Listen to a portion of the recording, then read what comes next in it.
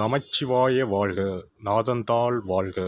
இமைப்பொழுதும் என் நெஞ்சில் நீங்காதான் தாழ் வாழ்க. வாழ்க வளமுடன். அனைவருக்கும் இனிய வணக்கங்கள். நிகழும் ஸ்ரீ மங்களகரமான குரோதி ஆண்டு ஏப்ரல் மாதம் 14ஆம் தேதி ஞாயிற்றுக்கிழமை அன்று சஷ்டி திதியில் திருவாதிரை நட்சத்திரத்தில் அதிகண்டம் நாமயோகத்தில் தைதுளம் கரணத்தினில் மிதுன ராசியில் சித்தயோகம் கூடிய நன்னாளில் இந்த மகத்தான சித்திரை தமிழ் வருட புத்தாண்டு பிறக்கிறது.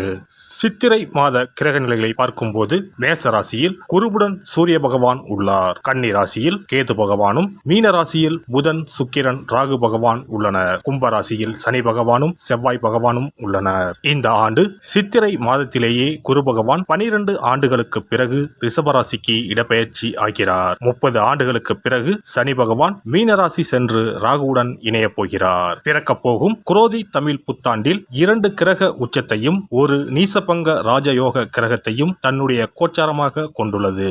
சூரியன் குரு இணைவு மிகுந்த நன்மை தரும். ஆனால் ராகு, உச்ச சுக்கிரன், புதன் சேர்க்கை கொஞ்சம் திகிலாக உள்ளது. அதேபோல் சனி செவ்வாய் சேர்க்கையும் நன்மை தருவதாக இல்லை. எனவே இந்த வருடம் நன்மை எவ்வளவு அதிகம் உள்ளதோ அதே அளவு கெடுதலும் உள்ளது. எனவே அவரவர் குடும்ப பெண்களையும் இளைஞர்களையும் குழந்தைகளையும் நீங்கள்தான் பத்திரமாக பார்த்துக் கொள்ள வேண்டும். இதில் ஒன்றை சொல்லியே ஆக வேண்டும். நினைப்பதை நல்ல செயலாக நினையுங்கள். ஏனெனில் கொஞ்சம் கோக்குமாக்கு யோசனை எட்டி பார்க்கும். வேறென்ன, ஒரு துணையை செட்டப் பண்ணலாமா என்று ரொம்ப நாளாக மனதில் ஓடிக்கொண்டே இருக்கும். இந்த மாதிரி விளங்காத யோசனைகள் எல்லாம் வேண்டாம். செல்வம் செல்வாக்கு பெருக, நல்ல நட்பு கிடைக்க, முயற்சிகளில் முன்னேற்றம், வாழ்வின் அபிவிருத்தி என இவை சார்ந்து சிந்தனை செய்யுங்கள். இந்த வருடம் அத்தனையும் நடக்கும். நல்லன எல்லாம் கைகூடி வரும். கன்னி ராசி அன்பர்களே, இந்த புத்தாண்டின் முதல் மாதத்திலேயே பாக்கியஸ்தான குருவாக 9ஆம் வீட்டில் வந்து அமரப்போகிறார் குரு பகவான். குரோதி ஆண்டில் குருவின் பார்வை உங்கள் ராசிக்கு, உங்கள் ராசியின் மீது விழப்போகிறது. சனி பகவானும் 6ஆம் வீட்டில் அமர்ந்து பயணம் செய்வது யோகத்தை தரப்போகிறது. கன்னி ராசிக்காரர்களுக்கு சித்திரை மாதம் முதல் 9ஆம் வீட்டில் வந்து அமரப்போகும் குரு பகவான் பாக்கியங்களை அள்ளித்தரப்போகிறார். பாக்கியஸ்தான குருவினால் அனைத்து பாக்கியங்களும் கிடைக்கும்.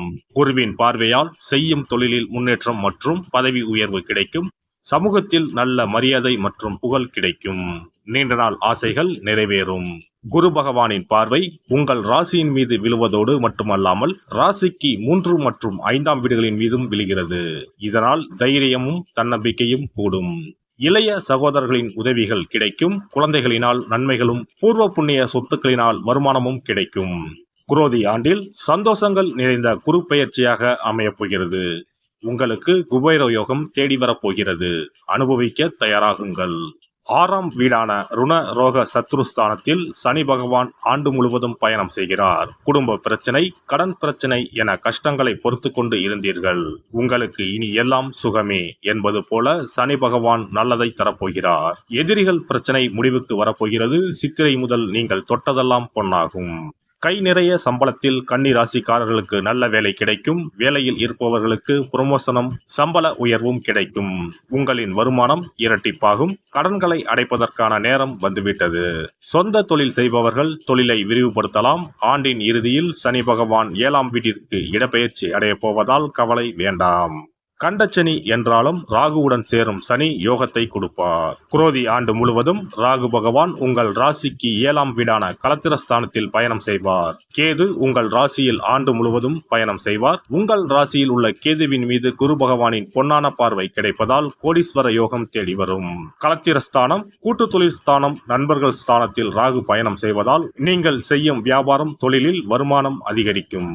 கடன் வாங்கி நொந்து போனவர்களுக்கு புதிய நட்பு, கூட்டு தொழில் உதவிகள் கிடைக்கும். கணவன் மனைவி பிரச்சனை நீங்கி ஒன்று சேரலாம். குடும்பத்தில் மகிழ்ச்சியும் நிம்மதியும் அதிகரிக்கும். சண்டை சச்சரவு ஏற்பட்டு கோர்ட் விவாகரத்து என்று அலைந்தவர்கள் சமாதானம் அடையலாம். ஆண்டு முழுவதும் கன்னி ராசியில் கேது பயணம் செய்வதால் கௌரவம், புகழ், கீர்த்தி, அந்தஸ்து உயரும். கேதுவுக்கு குரு பார்வை கிடைப்பதால் கஷ்ட நஷ்டங்களில் இருந்து விடிவு விமோச்சனம் கிடைக்கும். வேலை இல்லாதவர்களுக்கு குரோதி ஆண்டில் நல்ல வேலை கிடைக்கும். பிள்ளைகளின் உயர்கல்விக்காக கடன் வாங்குவீர்கள். ராகு கேது பெயர்ச்சியால் மாற்றமும் முன்னேற்றமும் வரும். செவ்வாய் சனி சேர்க்கைக்கு புதன்கிழமை அன்று வில்வ மாலை, தயிர் சாதம், அகல் விளக்கில் 23 மிளகை பச்சை நிற துணியில் மூட்டை கட்டி தாமரை தண்டு திரியில் தீபம் ஏற்றி பைரவரை வணங்கவும். சிறப்பு பரிகாரம். செவ்வாய் தோஷம் நீங்க செய்ய வேண்டிய பரிகாரங்கள் என்னென்ன? வழிபட வேண்டிய தெய்வம் யார் என்பதனை பற்றி காண்போம். நவ கிரகங்களில் சூரியனுக்கு அடுத்தபடியாக செயல் ஆற்றல் உள்ள கிரகம் செவ்வாய். ஆளுமை திறன், ஆற்றல், வீரம், அதிகாரம் செய்தல், வளைந்து கொடுக்காத தன்மை, தர்மம், நீதி, நேர்மை, நியாயம் போன்ற அம்சங்கள் கொண்ட கிரகம் செவ்வாய். செவ்வாய் பலமாக இருந்து நல்ல ஆதிபத்தியம் பெற்று அவரது தசை நடக்குமானால் சகோதர சகோதரிகள் மூலம் பெரும் அனுகூலம் ஏற்படும். பெரிய பதவிகளில் உள்ளவர்கள், தொழில் அதிபர்களின் தொடர்பு கிடைத்து அதன் மூலம் முன்னேற்றம் உண்டாகும். பலமற்ற ஆதிபத்தியம் பெற்று தசை நடக்குமானால் கீழே விழுவதும் அடிபடவும் நேரிடும்.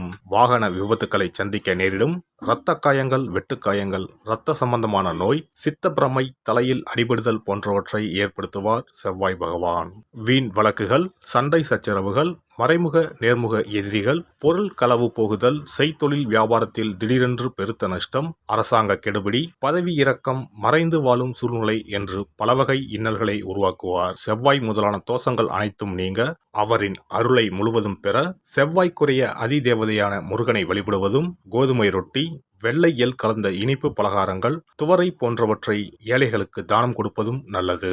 செவ்வாய் கிழமைகளில் விரதம் இருந்து செவ்வாய் பகவானுக்கு விளக்கேற்றுவது, சஷ்டி விரதம், கிருத்திகை விரதம் மேற்கொள்வது, தினமும் கந்த சஷ்டி கவசம் படிப்பது நல்லது. மேலும் செவ்வாய்க்குரிய கல்லான பவளக்கல்லை மோதிரத்தில் பதித்து அணிவது, சிவப்பு நிற ஆடையை அணிந்து கொள்வது, செப்பு பாத்திரங்களை உபயோகிப்பது போன்றவற்றால் செவ்வாயால் உண்டாகக்கூடிய தோஷங்கள் குறையும். செவ்வாய் பகவானுக்கு செய்யும் பரிகாரங்கள் அனைத்தும் முருகனுக்கு உகந்தது என்பதால் முருகனின் திருவருளும் கிட்டும். திருமண வாழ்க்கையில் செவ்வாய் பகவானுக்கு முக்கிய பங்கு உண்டு. திருமணத்துக்கு வரன் பார்க்கும்போது பிள்ளைக்கோ அல்லது பெண்ணுக்கோ செவ்வாய் தோஷம் இருக்கிறதா என்றுதான் முதலில் கேட்பார்கள். அந்த அளவுக்கு செவ்வாய் தோஷம் மிகவும் முக்கியமானதாக பார்க்கப்படுகிறது. ஒருவரின் ஜனன ஜாதகத்தில் லக்னம், சந்திரன், சுக்கிரன் ஆகியோருக்கும் செவ்வாய் இருக்கும் இடத்துக்கும் உள்ள தொடர்பை கொண்டுதான் செவ்வாய் தோஷம் ஒருவரின் ஜாதகத்தில் எந்த அளவுக்கு வலிமையாக இருக்கிறது என்பதை கணிக்க முடியும். செவ்வாய் தோஷம் இருக்கிறது என்றால் நம்பிக்கையோடு மிக எளிய பரிகாரங்களை செய்வதன் மூலம் தோஷ நிவர்த்தி பெறலாம். செவ்வாய் தோஷம் என்பது திருமண தடையை ஏற்படுத்துவது மட்டுமல்லாமல் மேலும் பல இடையூறுகளையும் ஏற்படுத்தும். எனவே செவ்வாய் பகவானை செவ்வாய் தோறும் செவ்வாய் ஹோரையில் வழிபடுவதும், செவ்வாய்க்குரிய கடவுளான முருகப்பெருமானை 9 நெய் தீபம் ஏற்றி வழிபடுவதும் செவ்வாய் தோஷத்தினால் ஏற்படக்கூடிய அசுப பலன்களின் தாக்கத்தை பெரிதும் குறைக்கும் என்பது ஐதீகம். செவ்வாய் தோஷம் ஒருவருக்கு இருந்து ஒருவருக்கு இல்லை என்றால் திருமணம் செய்யக்கூடாது என்பது சாஸ்திரம். இருவருக்கும் இந்த தோஷம் இருந்தால் திருமணம் செய்து வைக்கலாம் என்று சிலர் சொல்வார்கள். ஆனால் பொதுவாக தோஷம் ஒருவருக்கு இருந்தாலும் சரி அல்லது இருவருக்குமே இருந்தாலும் சரி, தக்க ஜோதிடர்களை ஆலோசித்து முறைப்படி பரிகாரங்கள் செய்வதுதான் சரி. செவ்வாய் தோஷத்தால் திருமண தடை உள்ளவர்கள் வைத்தீஸ்வரன் கோவிலுக்கு வந்து அரசமரத்தடி விநாயகர் ஆதி வைத்தியநாதரை வழிபட்டு ஆலமரத்தை சுற்றி வர வேண்டும். வைத்தியநாத சுவாமி, தையல்நாயகி அம்மன், செவ்வாய்க்கு அதிதேவதையான முருகப்பெருமானை வழிபட வேண்டும். சன்னதியில் உள்ள செவ்வாய் பகவானுக்கு சிகப்பு வஸ்திரம் சாத்தி அபிஷேகம் செய்து பரிகாரம் செய்ய தடைகள் நீங்கும். இந்த வீடியோ பதிவு உங்களுக்கு பிடித்திருந்தால் லைக் பண்ணுங்க, கமெண்ட் பண்ணுங்க, ஷேர் பண்ணுங்க, மறக்காம சப்ஸ்கிரைப் பண்ணுங்க, பக்கத்துல இருக்கிற பெல் பட்டனை கிளிக் பண்ணுங்க. நன்றி, வணக்கம். ஓம் நமச்சிவாய. சிவாய நம.